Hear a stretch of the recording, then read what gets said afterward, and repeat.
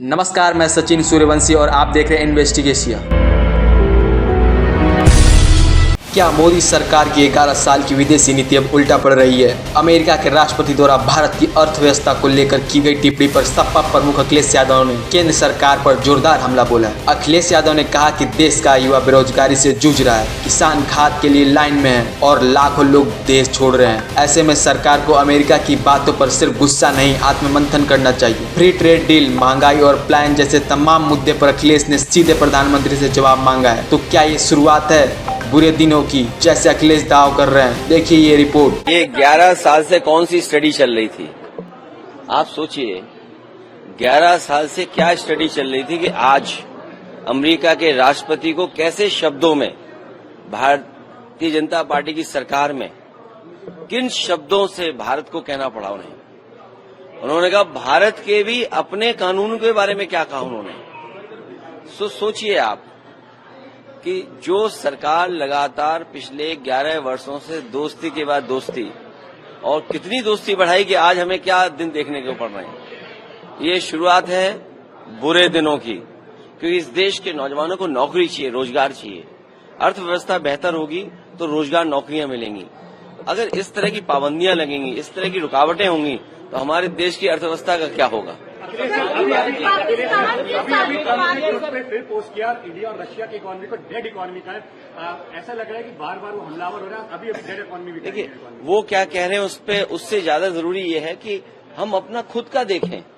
महंगाई बढ़ रही है, रोजगार है नहीं, सरकार नौकरी नहीं दे रही है, किसानों को आय दोगुनी की बात थी वो नहीं दे पा रहे हैं। न जाने कितने बड़े पैमाने पे किसान खड़े हुए हैं जिससे उनको खाद मिल जाए, खाद नहीं मिल पा रही है। आप देखिए ना, ट्रेड डेफिसिट चीन से क्या है। आप दूसरे देशों के मुल्कों का हिसाब किताब लगाइए, आपके अपने लोगों की क्वालिटी ऑफ लाइफ बेहतर नहीं है।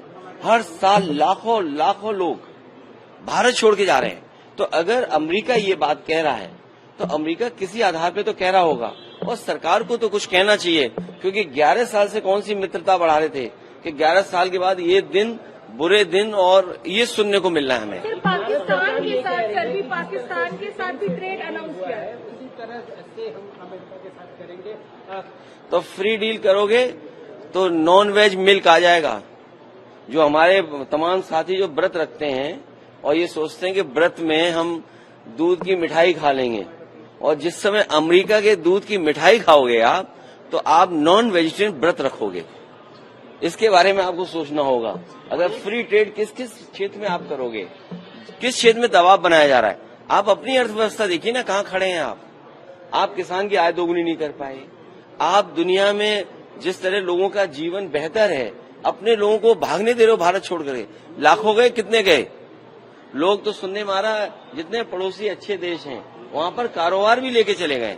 तो सोचिए, अमीर देश छोड़ देंगे भारत का, भारत से अमीर चले जाएंगे तो हम आप सब गरीब बचेंगे, फिर भारत को बनाएंगे। जैसे भी मैं सो रहा हूँ तो पिताजी को जगाना है मुझे, तो वो डायरेक्ट उठाने के बजाय, और हिंसा की परंपरा मेरे यहाँ नहीं थी सौभाग्य से, तो वो क्या करते थे कि उस कमरे में आ जाएंगे या बाहर से गुजरेंगे और चौपाई बोलेंगे, प्रात काल उठ गए रघुनाथा मात पिता गुरु नावही माता।